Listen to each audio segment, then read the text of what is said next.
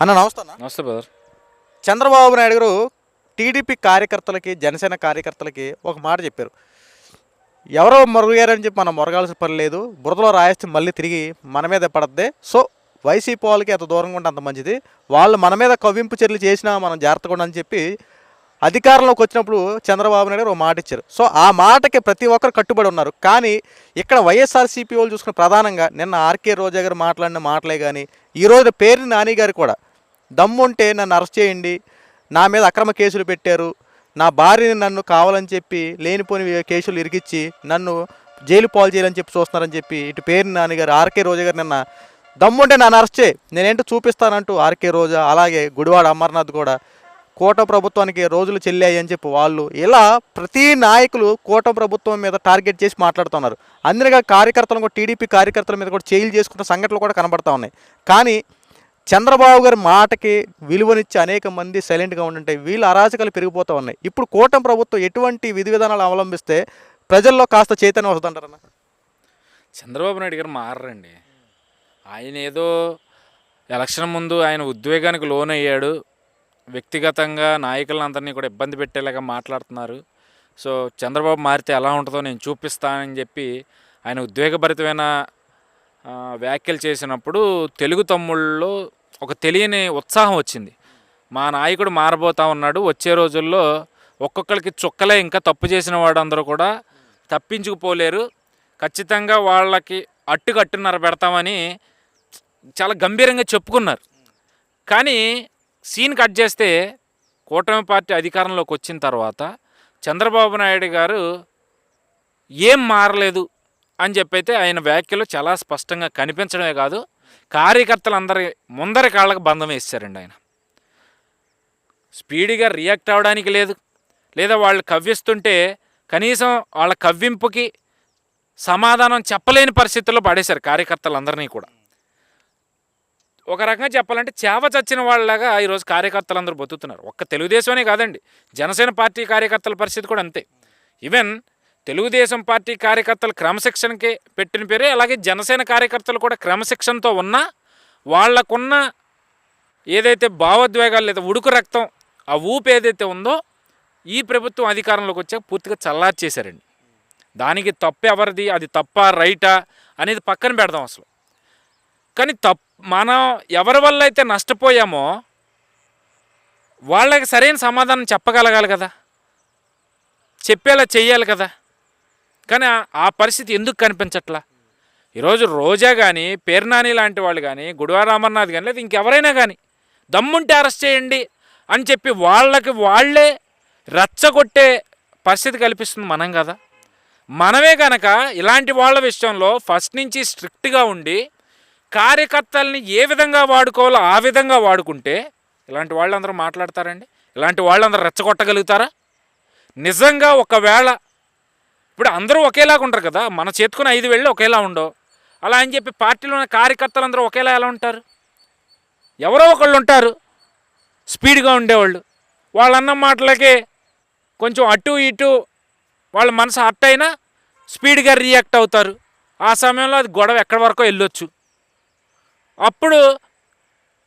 అప్పుడు కూడా వీళ్ళు మనల్ని అరెస్ట్ చేస్తారు, ఎందుకంటే తప్పు చేస్తున్నాం కాబట్టి ఖచ్చితంగా శిక్ష పడాలంటారు. సో ఆ ధోరణి అనేది కొద్దిగా మార్చుకోమని చెప్తాను నేను. పూర్తిగా మార్చుకుని పూర్తి స్థాయిలో జగన్మోహన్ రెడ్డి లాగా విధ్వంసం అరాచకాలు చేయమని నేను అన్న, కానీ కనీసం వాళ్ళకి కొంత భయం కలగాలి కదా. మళ్ళీ ఒకవేళ కర్మగాలి వాళ్ళు అధికారంలోకి వచ్చారు అంటే వాళ్ళకనేది ఒక భయం ఉండాలి కదా. అరే వీళ్ళకి వెలిగితే వీళ్ళు మళ్ళీ అధికారంలోకి వస్తే మనల్ని రోడ్డు మీద తిరగనివ్వరు అనే భయం కల్పించాలి కదా, అది మనం కల్పించలేకపోతా ఉన్నాం. ఇక పేర్నాని గారి విషయానికి వద్దాం. ఈరోజు ఆయన సన్నాయి నొక్కులు నొక్కుతూ ఉన్నారు, లేదంటే ఒక ఎమోషనల్ డ్రామాని క్రియేట్ చేయాలనుకుంటా ఉన్నారు. గత 5 ఏళ్లలో చంద్రబాబు నాయుడు గారి ఇంట్లో ఉన్న ఆడవాళ్ళు గుర్తు రాలేదండి నాని గారు మీకు? లేదంటే పవన్ కళ్యాణ్ గారి ఇంట్లో ఉన్న మహిళలు గుర్తు రాలేదండి? ఈరోజు ఇంట్లో ఉన్న మహిళల్ని ఇబ్బంది పెడుతున్నారే అనే బాధ అని చెప్పి మీరు అంటా ఉన్నారే. అంటే నేను దాన్ని సపోర్ట్ చేయను. తప్పు లేకపోతే ధైర్యంగా వచ్చి పోరాడండి. పారిపోయి 16, 17 నేను ఎక్కడున్నాను, మళ్ళీ ఈరోజు ఉదయం నుంచి ఇక్కడే ఉన్నా, మరి మధ్యలో ఎక్కడికి పోయారు? ఈరోజు ఉదయం నుంచి ఇక్కడే ఉన్నాను అంటున్నారు. ఎవరికి తెలుసు? ఎవరికన్నా తెలిస్తేనే కదా. ఇప్పుడు పోలీసులు వచ్చి చట్ట ప్రకారం విచారణకి సహకరించండి అన్నప్పుడు వెళ్ళి సహకరించాలి కదా. వాళ్ళు అడిగే క్వశ్చన్లకి, సరే వాళ్ళు తప్పుడు కేసే పెట్టారనుకుందాం, తప్పుడు కేసు అయినా వాళ్ళు అడిగే ప్రశ్నలకి మీరు సరిగ్గా సమాధానం చెప్తే వాళ్ళైనా ఎక్కడ పెట్టుకుంటారు తలకాయలు? అది చేయట్లా, పారిపోయి దాక్కున్నారు. ఈరోజు ఒక ఎమోషనల్ డ్రామాని ప్లే చేస్తూ ఉన్నారు.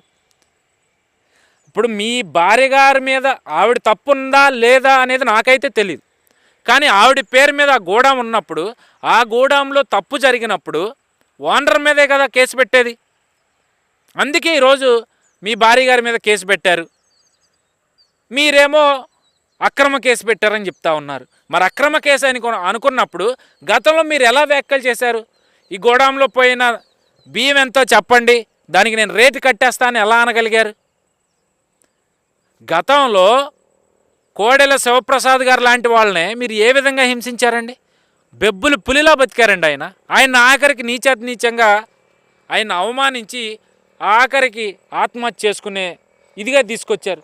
ఎందుకు అంటే ఫర్నిచర్ ఏదైతే అసెంబ్లీలో ఉన్న ఫర్నిచర్ ఆయన వాడుకున్నారని, తిరిగి ఇచ్చేస్తాను లేదా రేటు కట్టండి రేటు ఇచ్చేస్తానని చెప్పిన తర్వాత కూడా మీరు వ్యవహరించారు అలాగా. మరి ఈరోజు మీరు ఇలాంటి భావోద్వేగమైన వ్యాఖ్యలు చేయడం వల్ల ఏంటి ఉపయోగం? తప్పు మీరు చేశారు లేదా పునాది మీరు వేశారు. ఈరోజు ఇలా వచ్చి బాధపడితే ఎవరు మీ మీద జాలి చూపిస్తారు నాకు అర్థం కాదు. గతంలో మీరు చేసిన పనులే కదా. ఇంక ఇన్ఫ్యాక్ట్ ఆ పనుల్లో మీరు చేసిన పనుల్లో కానీ మీరు చేసిన వ్యాఖ్యల్లో కానీ ఆ రోజు అవతల వాళ్ళ తప్పు ఎక్కడ కనపడలా, మీ తప్పే కనపడింది. అందుకే ప్రజలు మిమ్మల్ని గద్దె దించారు. ఈరోజు మీ మీద కేసు పెడుతుంటే తప్పు మీ మీదే కనిపిస్తూ ఉంది. మీరు అక్రమంగా బియ్యం తిన్నారు అనేది ప్రజలకు అర్థమైంది. అధికారులు కూడా ఆ విధంగానే చర్యలు తీసుకుంటున్నారు. మరి ఇంకా మీరు మీ ముసలి కన్నీరు, మీ ముసలి బాధలు ఎవరిని లేదా ఏం డ్రామా ప్లే చేస్తూ ఉన్నారు, ఎవరిని నమ్మిద్దామని నాకైతే అర్థం కావట్లా. ఒకసారైతే ఆలోచించుకోండి. పేర్నాని గారు కావచ్చు, లేదంటే వైసీపీ నాయకులు ఎవరైనా కావచ్చు, మీరు తప్పు చేశారు. తప్పు చేసినప్పుడు ఖచ్చితంగా చట్టపరంగా మీ మీద ఎలాంటి చర్యలు తీసుకోవాలో ఆ విధమైన చర్యలు తీసుకుంటారు. మీరు కంగారు పడొద్దు. మమ్మల్ని అరెస్ట్ చేయండి దమ్ముంటే అని చెప్పి ఈరోజు ఎగబడుతున్నారు కదా. రేపనే రోజు అరెస్ట్ చేయాల్సిన పరిస్థితి వచ్చిందనుకోండి, ఈరోజు పేరున్నాని కుటుంబ సమేతంగా వెళ్ళి ఎక్కడ దాక్కుంటున్నారో ఎవరికీ తెలియదు కదా. అలాంటి పరిస్థితి మీకు వస్తుంది. ఎందుకు ఇప్పుడే ఆవేశపడిపోయి ఇలాంటి డ్రామాలు ప్లే చేసి ఇలాంటి హడావిడి చర్యలు చేసి రెచ్చగొట్టాలి, ఏదో చేసేయాలి అంటే మీరు ఎన్ని చేసినా మీకులాగా అధికారంలోకి రాగానే వాడు వేరే పార్టీ అని చెప్పి నడి రోడ్లో అడ్డంగా గోళ్ళ కట్టారు. ఊర్లు పారిపోయేలాగా ఈ కూటమి ప్రభుత్వం అయితే చేయదు. మీ టైం వచ్చినప్పుడు మీరు కూడా పారిపోయి దాక్కునే స్థలం ఎక్కడైతే బాగుంటుందో ఇప్పుడే సిద్ధం చేసి పెట్టుకోండి.